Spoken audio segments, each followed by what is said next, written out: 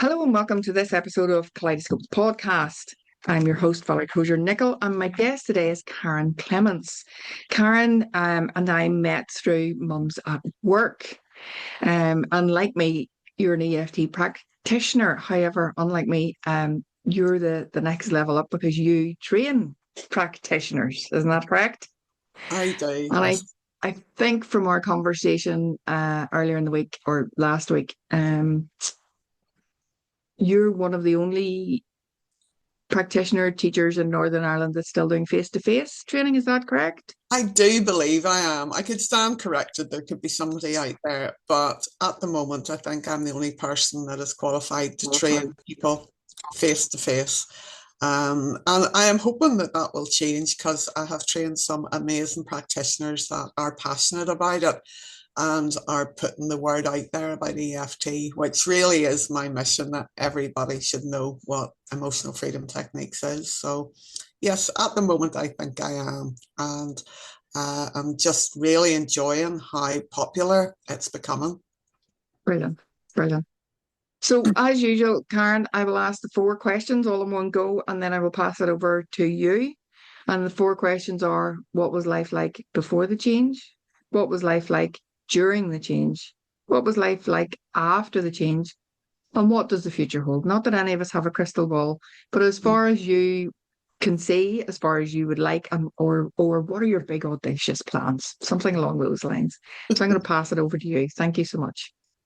I know that was the difficulty because I could go so many different directions, and I probably will go a direction that I hadn't even planned, but I will trust that it's the right direction for today. And I suppose I'm passionate about helping other people with their health and with their mental well-being, with the direction they're going in their life, because I can still remember how I used to run about in my 20s, frantic, busy and all the time, because I didn't know how to deal with the situation I was in. I didn't know what to do. So my solution was just be manic busy, just try and do so many things that it's not possible to do. And I do see so many people doing that today as their escape. Um, because I didn't know what to do. I had chosen a person to marry, which brought out the same emotional response in me that I had as a child. Didn't resemble in any other way, but there was still that emotion that was brought out. And it left me in a place where I was very fearful. It really wasn't working out for me, and I didn't know what to do. And I was trying to look for solutions, but I wasn't really finding them. I didn't talk to anybody about it, which I would say to people, if you're in the same situation, please do. I didn't think people would believe me, and I didn't know that there was solutions. So really, my life has been a journey since then to find solutions, to get out of that headless chicken mode and to find peace somewhere. And if it's not working, do something about it. Not what I did. And I could beat myself up and say, and I'd do the odd time and then I'd do a bit of tapping on it and think, okay, get over it. About how could I be so stupid? But I was where I was. I had two pretty bad horse riding accidents because I wasn't slowing down and they made me slow down. So I wasn't very aware of the laws of the universe then, but they became clearer in my journey. So I ended up with a broken pelvis in three places, broken back, got over that off a horse. That was my passion, was my escapism. And that didn't stop me, got back on the horse, got going again on a safe, experienced horse this time, same cross country course. And I landed on my head when the horse fell, wrecked the balancing mechanism in my middle ear. And that really was me. I just was existing, getting through life day by day. Couldn't ride my horse. What could I do? Oh, well, very maternally said, why not have children? Because if I couldn't ride the horse, as the consultants were saying, for at least a year, why not do something useful? Turned out that they were more than that. They absolutely took over my life, my two girls, and it was all meant to be at the time. Didn't seem like it, but it was all meant to be. And I was starting a journey looking for people that had solutions. Started listening to Louise Hay, who I would highly recommend to anybody that is wanting to go down a personal development journey and a spiritual journey. And Dr. Wayne Dyer, who I absolutely adore.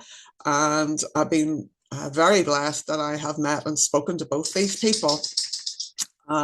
Dr. Wayne Dyer it was just like being in the presence of God, whatever that would be like. He oozed love. Followed Dr. David Hamilton, who probably stalked more than followed, really. Every time he was doing in-person training, there was Karon. And loved the science combined always with the spirituality, and also Dr. Bruce Lipton. And I was lucky enough to meet him as well. I think law of attraction had something to do with it. And yeah, find a person over here who I could go to who did day courses at her house. And that gave me a little bit of hope that there could be something different. Got trained in Reiki, went on to become a Reiki Master and a Reiki teacher, which I never used, because I then started to believe that anybody can transfer energy.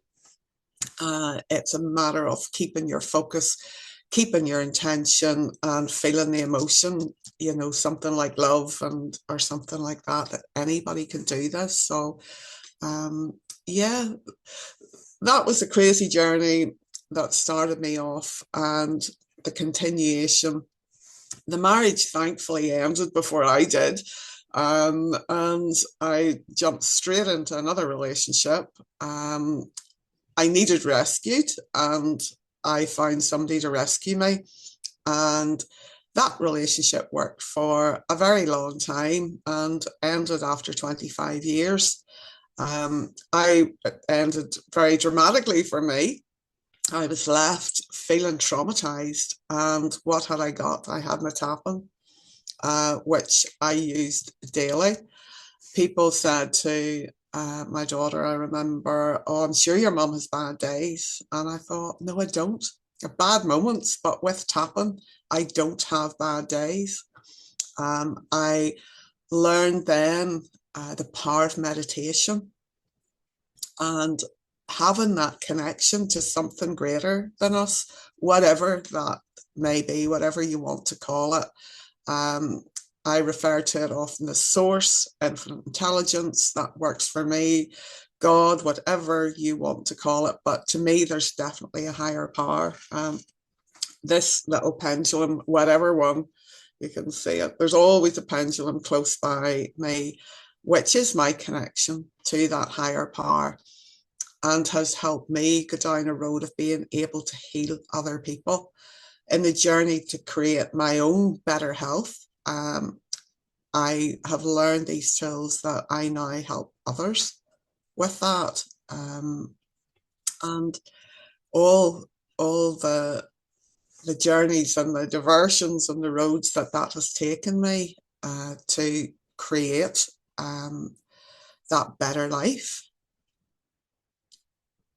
And I don't know whether that's where I was, or what was your questions again? What's the little one?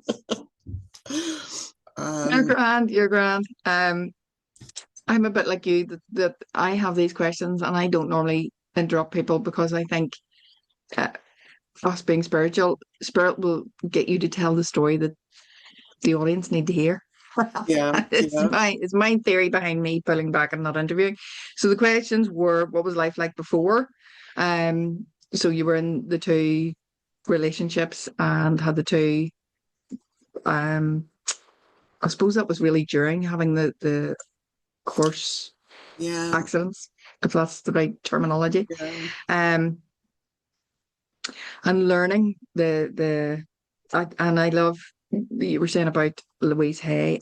when I read anything of Louise Hay's, I follow her that much that if I read anything of hers, I hear it in her voice.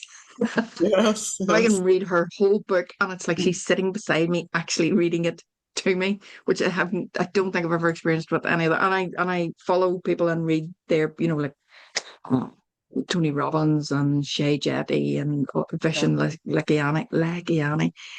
I follow all them and I read their books, but I don't hear them reading the books. But it is like Louise sits beside me and reads the book to me as I'm reading it. It's fabulous. Um, And that would be we what I would found encourage people to do, is find somebody that resonates with you. There's not one absolutely. size fits all. And there'll be aspects of Louise Hay that I think, no, not sure about that. But you don't have to. And again, when people are following me and doing my courses and stuff, you don't have to take everything that I say and have it all as gospel. Pick out of it what resonates with you. Right. Yeah, absolutely. Absolutely. We all that I would say that in all the stuff that I do, take what resonates, leave the rest, always and then always for your highest and best good. But anyway, so before the change, after the change, during the change, and I loved that you recognized that you were with a partner that gave you the same feeling as you'd Yeah, had in your childhood, because that's the patterns we repeat all the time until we absolutely. learn from them. Yeah, And moving on is not learning. Moving on is moving on. You actually have to learn the lesson and break the cycle yeah, and recognize that that's your nervous system going, I recognize this person. And sometimes when we think and this is where we get so detached from our bodies, we think it's excitement, it's love, it's passion, it's, oh, I get all tingly. That actually can be your nervous system going, no, but we read it completely wrong. And we're all like going, oh, this is so exciting. I was like, for me, when you're in the right relationship, when you find the right person, there will be some butterflies, but they'll be very gentle ones usually. And you create the excitement. There isn't excitement, there isn't drama, but you create it by going on holiday or doing whatever, which is a much nicer place to be than being in dramas and yeah, excitements and I believe. yeah. So I'm that was with you during. there. After, so you're healing. How Yeah. were you? Because I imagine, I could be completely wrong, of course, having two little girls after having such huge accidents must have taken their toll on your body. I was so physically unwell. My daughter, I remember, she said, Mummy, somebody asked me at school, what does your mummy do? And I said, nothing.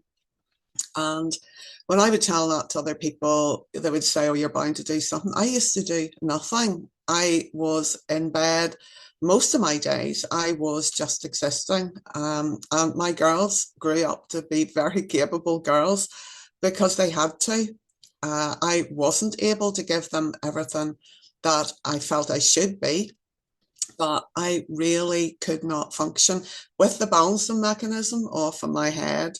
I was sick, dizzy, couldn't plan anything in my life. Still working on that one. I'd like to make a few more plans. And I just got my days in. And it's a sad state of affairs. And most of the people my age, my friends, are retired. And as I said, I've had my retirement, because this wasn't for a year. This carried on several, 10, 12 years. And I would say my balance still isn't right, but I've learned how to deal with it and make the most out of life. And I must admit, I probably have a degree in making the most of situations when I couldn't ride my horse, when I couldn't function. I was just thinking the other day, I had knitting machines and I used to knit my girls' clothes. I do think it's great to be able to adapt to your situation and look for some good in it, something that you can do that lights you up. It's too easy to focus on, oh, poor me, this is what I can't do, to be the victim. And we all know victims. And everybody's entitled to be like that if they want to be. But it definitely wasn't for me. There's always something that you can do, and it is your responsibility It's no one else's. I had a lady even contacting me this morning. I'm so unhappy. Can you help? And it's somebody that I deal with and have a lot over the journey. And, you know, it may seem uncaring, but my attitude would be, this is your responsibility. It's up to nobody else to make you happy. And it took me a while to learn that in my relationships. And, you know, if that person would just love me a bit more, just spend a bit more time with me, then I would have a great relationship. So until he does that, I'm not going to be happy. And guess what? They're never going to change, or why should they? So I have learned over the years that it's up to me to make myself happy. And the other thing I learned was that sometimes your biggest traumas can be your biggest blessings. From me being left homeless, nowhere to live, no plan, thinking, right, what now? There was still always a knowing that it would work out for me. And it's keeping that focus. Tapping certainly helped to keep that focus. Law of attraction, which I love, and have listened to Abraham for quite a long time. It kept my balance, it kept my focus of where my life was going. And I decided for the first time from I was about 15 that I wasn't going to be in a relationship, that I was going to be on my own to find out what I needed, what worked for me.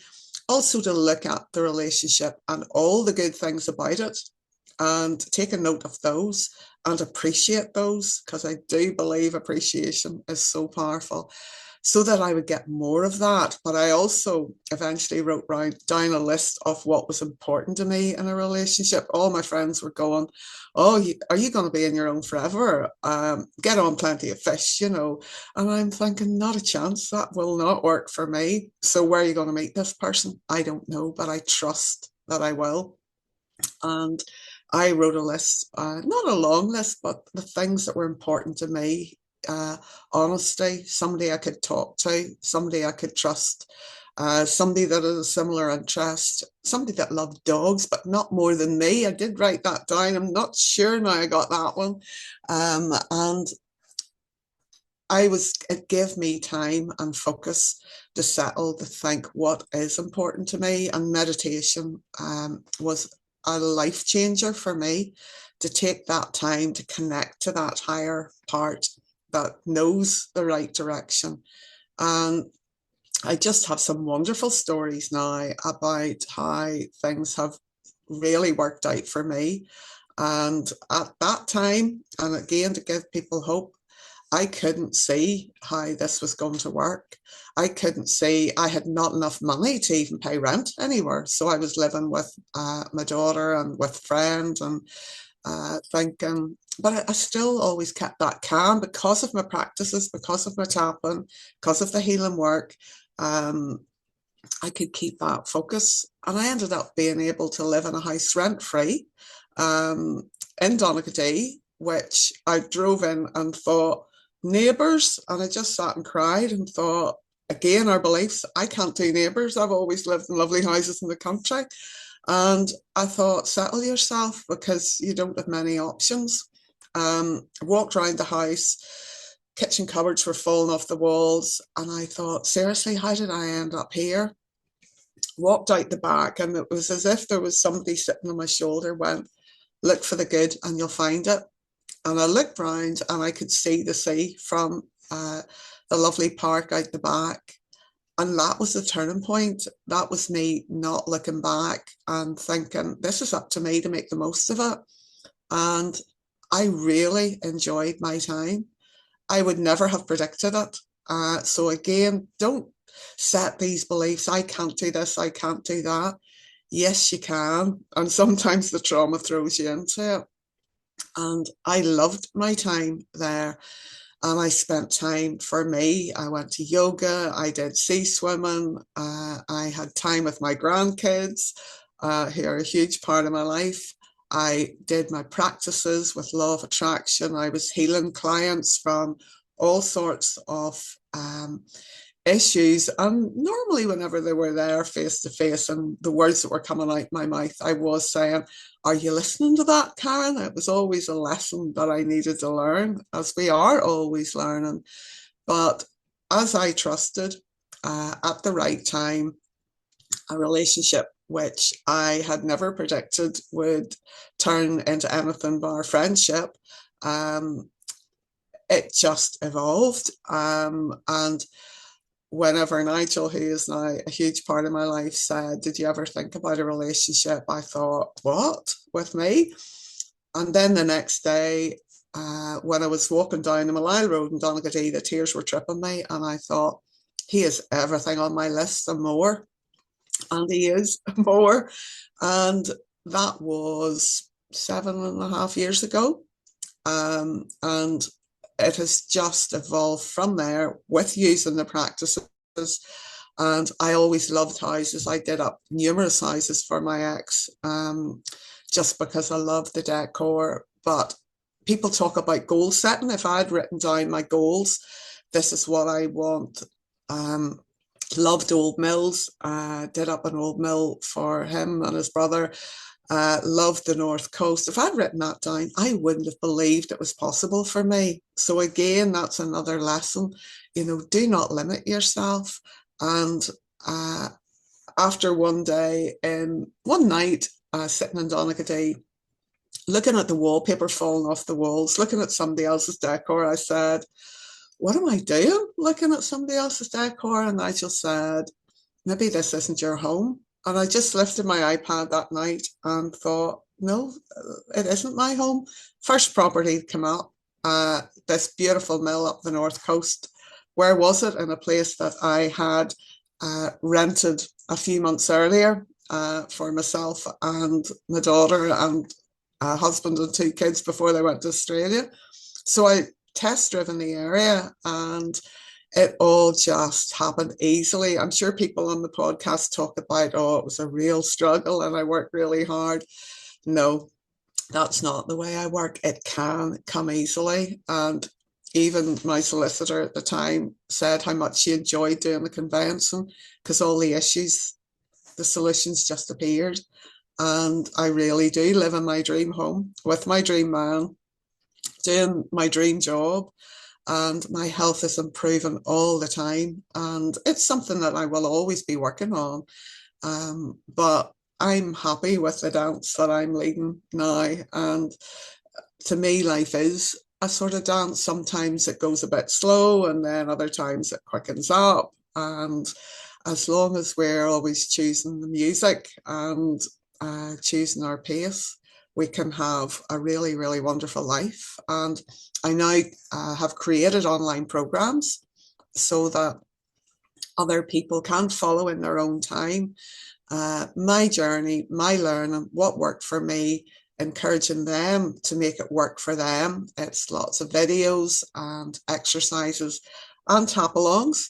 You don't need to know anything about tapping, called Create Your Life, and then another one called Tap Into Your Power, because I realized how many people give their power to somebody else, that they blame their boss, they blame their partner for their unhappiness. And that, if that works for you, but who's got the power? Your boss has the power, your partner has the power. Take back your power, take back your responsibility, and then you can do something about it. You can change your perception, your attitude, your desires, your beliefs. It's up to you to do all that.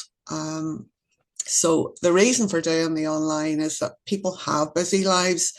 Everybody wasn't available on a Monday night at 7:30 from all their duties. So this you can do a lot of it listening while you're driving in the car. You can do it at your own time. And the other big passion, as we talked about at the beginning, is the emotional freedom techniques. I just want everybody to know what tapping is so that they can choose to use it, that they can choose that if it's 9 o'clock on a Friday night and they're feeling anxious, they can tap on their collarbone point and get themselves some relief, calm down that fight or flight in their brain, calm down their body, and then their frontal lobe can work and they can come up with solutions and ideas that work for them. So I do train and have had some amazing trainings in OMA this year in person. I'm not sure why OMA, but it just works, and such wonderful people.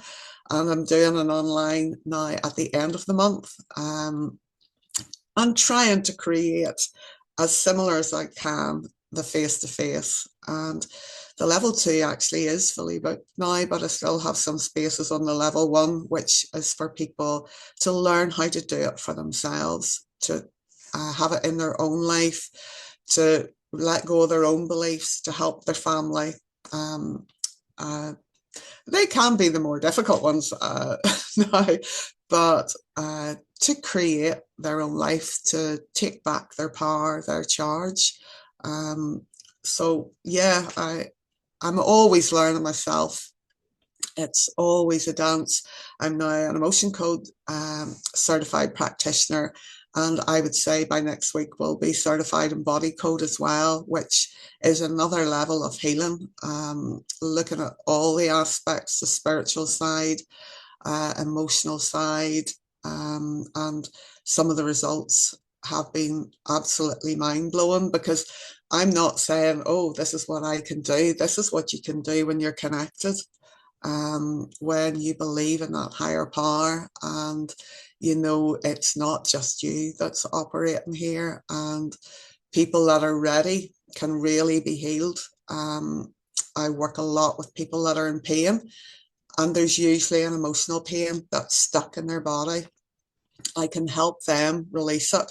I can give them that lift up for them to carry on with their journey, and it really does light me up.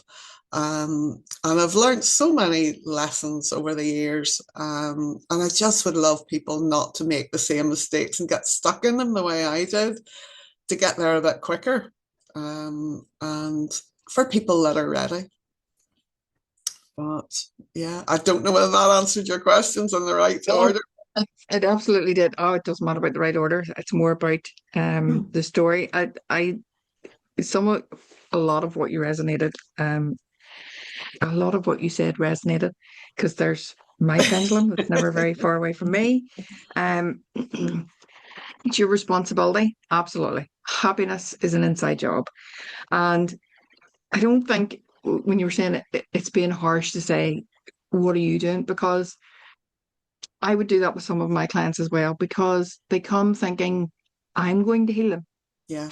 or I'm going to fix their problems, or I'm going to tell them how to fix the other person in their life. Mm-hmm. And sometimes you get to the third one and go, so did you try the breathing, or did you try the tapping, or did you, whatever the lesson was from the time before. So we went through this and we tried this and did you do it? And they're like, no. Mm. And if that happens, because people get busy, and I understand that. But if after the third appointment they're still saying they haven't tried any of the stuff I've given them, I cut them loose, Yeah. because they're not really, they want somebody with a magic wand to fix Yeah. their lives. And that's not how it happens. It's we Mm-hmm. have to take responsibility, as you were saying. For me, happiness is an inside job. Yeah. We have to work on that. And the difference is all we do is guide people. I don't heal anybody. Yeah. I hold the space Yeah. and let their body remember that it can heal itself. Absolutely. And by the sounds of things, that's what you do too. Yeah, very Um, much so. and you're saying about going to a house that wasn't yours, it wasn't your home, it wasn't your. And for me, I love the fact, because I love gratitude work. I think gratitude work moves that we have a natural negativity bias, and gratitude opens us up to what else is Yeah. true, what else is going on, what else can we look at.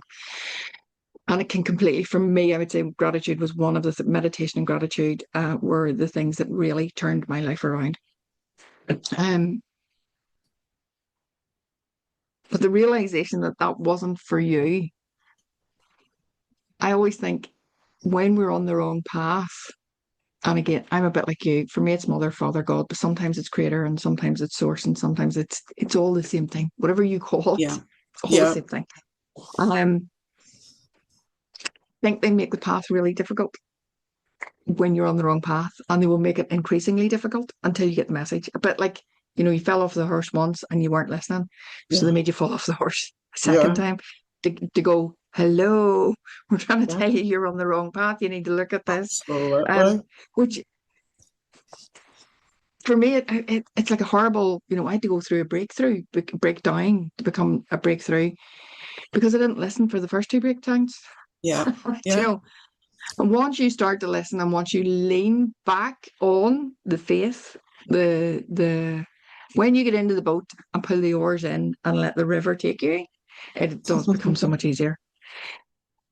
But for a lot of people, it's very hard to find that faith, that love, that the inner guidance, the compass, the intuition, because we're not taught.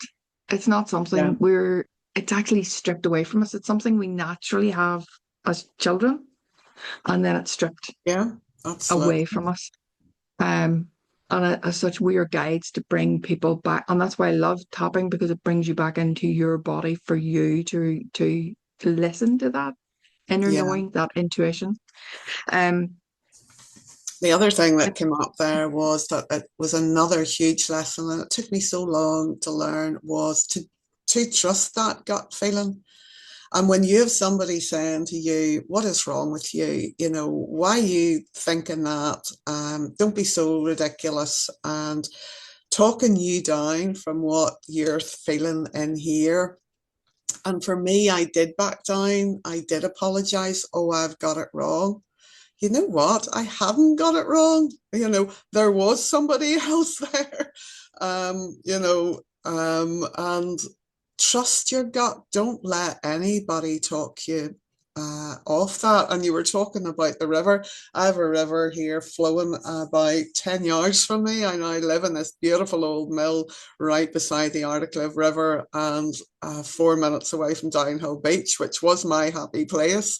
And I have a bridge over the river, and I do well-being days here, and I get people to walk over that river to change their beliefs from this side, stop and pause and watch the river flowing, let them decide whether they want to swim upstream the difficult way, which a lot of people will teach you. You've got to sweat, it's got to be difficult. No, if it feels wrong, it's wrong. If it feels good, it's good. Allow yourself to go with the flow. Let your beliefs flow down the river that don't suit you and serve you. Walk over to the other side of the bridge and feel that feeling of how good life can be with letting go of that. So I love the river analogy. And it's people to experiment for themselves, because my words won't teach anybody. You've got to feel it. You've got to try it. And I love giving people hope that change is possible. It's easier to stay put, to put up with the crap or whatever, because change can be frightening. But I would say take the courage, go one small step towards the change. You don't have to have the full picture before you make the change. Nigel and I are also intending to do an online program after Christmas that is how to have a wonderful life after a breakup. Because I see far too many fabulous people that ruin their lives and say, but all men are, all women are.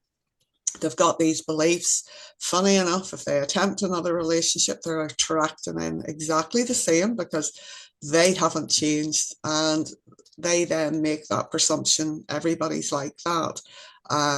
No, they're not. If you change, you will attract somebody that's right for you. And it's taken that responsibility. And I must admit, some things have happened. I have other businesses now, and I'm thinking, how could that have happened to me? And I think, well, I did attract it.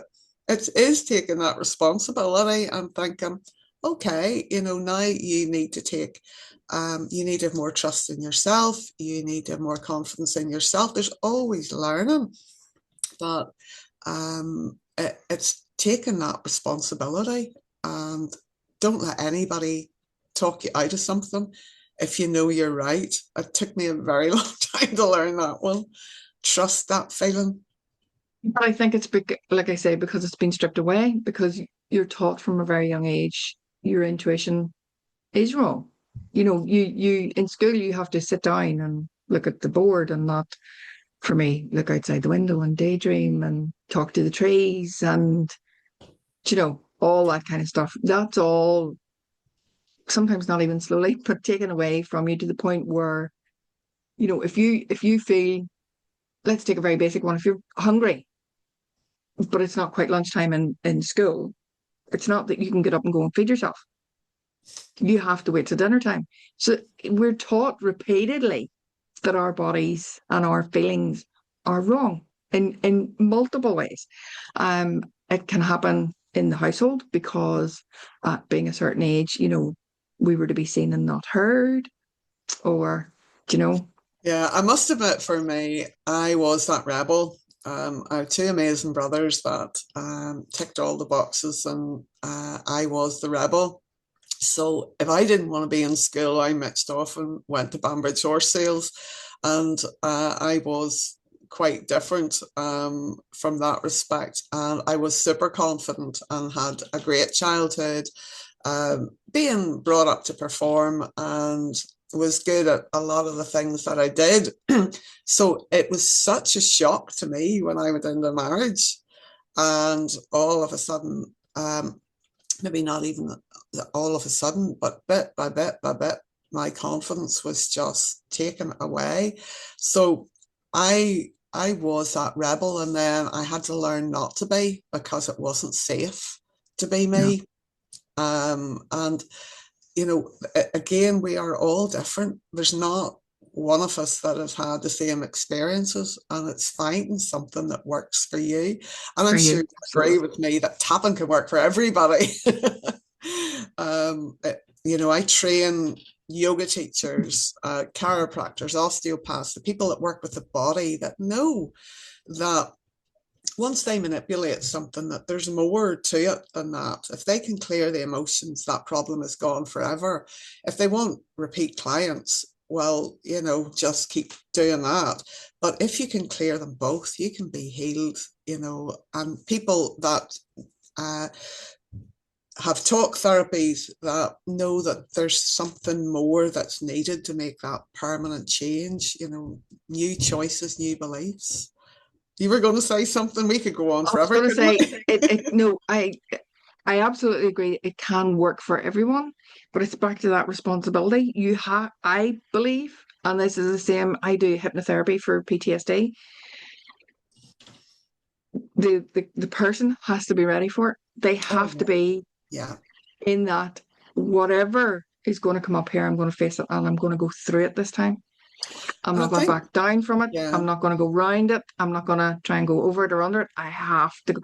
There's a poem about that, isn't it? Is that But the I, bear or I whatever? have to You be have honest, to go through it. I tried the counselling, and it only upset me. It only Yeah. left me feeling sorry for You myself. freaking, well, in But terms of yeah, trauma, because it lives in the body, you're picking a scab over and over and over and over and over again, absolutely. which It's a just good leaves point. a deeper wound. So talking therapy, because I do talking therapies as well, but talking therapies works for this kind of stuff, and EFT tapping and hypnotherapy works for completely different. It works for the more trauma based that's in the body. We don't. If you think of something, I imagine if I asked you to actually describe what happened the day you fell off the horse, you would either struggle to tell me because you possibly became unconscious, or you could tell me some bits of it and other bits, and there'd be things that you would go, gosh, I can't even remember the date, but I was about 21 or I was about, and people go, how, if something so traumatic happened to you, can you not? Because your brain puts it in a wee box to keep you safe so that you don't have the language to. Whereas if I said to you, describe your horse, you could absolutely, you could tell me the color, the height, the probably, possibly within the realms of the weight, the how often you had to shave it, or how often you exercised it, or what it fed, you would be able to tell me all of that in great detail because that lives in the thinking part of the brain. So, so some stuff, if it lives in the thinking part of the brain, talking therapy works. But for the other, the more traumatic stuff, the EFT tapping and hypnotherapy work so much better. But I would, that's yeah, I would my just, personal I belief. would love people to realize that you don't have to traumatize yourself again with the No, tap. Some no, people, rightly so, they'll shy away. They'll take you every direction, bar where it is, because they don't know how safe tapping is. They don't realize that by tapping here on the side of their hand, they're not re-traumatizing themselves. And I have worked with people who do not want to tell me what they've gone through. So the counselling won't work there, but with the no, tapping, they know what they're feeling. All that yeah, they need to do is tap along, and I can keep that balance for them. But they don't need to re-traumatize themselves. And at the end of one session can feel totally different.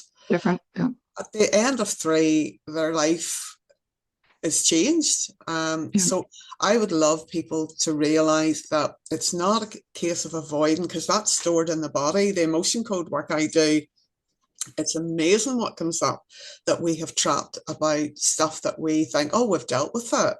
And that's the thing that is said to me so often, even in the practitioner training. I thought I dealt with that. And they're feeling it raw, and they hadn't dealt with it. But after they've gone through a tapping session with tell the story or the movie technique where they don't need to talk about it, then they have dealt with that aspect. And it's just great to see people get that freedom. So again, that's another message. You don't need to be frightened of it. If you keep it stuck in your body, you could end up ill. And yeah, people go, oh, I've got this, I've got that, as if somebody outside of them is doing it to them. It's incrementally what we're doing to ourselves. There's nobody apart from if somebody comes along and hits you over the head with a shovel. But again, you probably attracted it. It's taking that responsibility, taking back your power, trusting your gut, and learning the laws of the universe and how to work with them yeah, rather than against absolutely. them. I was perfect for working against them. Perfect. And it took me a while, but now I definitely work with them. And I want everybody to have a brilliant life Yeah, and find their solution. I know I can't do it for everybody, but I'd love to give them hope. yes. But the fact that you're training practitioners, you know, how Yeah, many people will you reach through yes, that's the your excitement. practitioners and even if you're teaching, because I teach the other people, but I teach the first level, doing it for themselves and for their family members. Um, Particularly if you get the head of a household, I'm going to say it that way, then if they get to do it with their children as well, how many people Um, are we reaching? Do you know? And that's the way to look at it. So you might only have whatever 30 in the room, but that's 30 families. yeah, And if you've whatever 12 practitioners, how many people are they absolutely. reaching Yeah, every year? Do you know? So yeah, yeah, it's a net that's kind of going wider and wider and wider. yeah. Karen, thank you very much. We're down to our last three questions, which are your favorite book, your favorite phrase, or what you would tell your younger self. I ask all three. You don't have to answer all three. You can answer whichever ones you like. But it's more, I remember the very first podcast I did, the guy right at the end hadn't warned me he was going to ask me, he went, what's your favorite book? And I was like, because there's just too many, Karen. There's just too many. So that's why I give you the options in case it's like Yeah. oh no, I wouldn't have a favorite book. The one I would lift the most, because it's so easy to listen now online. I know I don't take the time to read, but Asking It Is Given. Esther Hicks would be my Bible. And also The Secret Language of Your Body, because it happens to be sitting Sitting right there. right in front of me with Ina Segal, which gives you all the emotions behind our different conditions and different areas of our body. It's a bigger version of the Louise Hay books. And I have all of Louise Hay books. I have all of Dr. David Hamilton's books. but it probably would be asking it as given. Look, I have several quotes. Probably the one I would use to myself, no matter what, everything is always working out for me, because we're in the midst of something, all of our lives we have contrast. It's good to remember it's working out for me. Things are always changing and there's nothing serious going on. I do believe we are all eternal. So we're here to have as much fun and enjoyment in this life as possible, whatever way we can do it. There was one of those questions I missed out. What was that? What you would tell your younger self. Tell your younger self. Trust your gut. And you're never stuck. You're never stuck. And yeah, enjoy the dance no matter where you are. Brilliant. Brilliant. Karon, thank you so much. I really appreciate you spending some time with us and telling us your story. Your links and things will be in the descriptors, wherever, somewhere, all right. Yeah. And for anybody to get in contact with you, either hopefully next week for body. What was the name of the body? Body code. I mean, Body code. it's all part of what I do to help people with their physical and emotional health. So Yeah. for EFT tapping, emotional code, body code, to do some of your online programs or to do your practitioner, which would be fabulous. Yeah, Thank you so much. I've a date out for OMA for next year because of so much interest. So it's in April next year. Brilliant. So Fantastic. and thank you so much for what you're doing. There'll be so many people benefiting from what you're doing. And you just have a great intention and a great energy with it. So thank you for this opportunity. Really You're more than appreciate welcome. it. And I will see you some Wednesday morning online.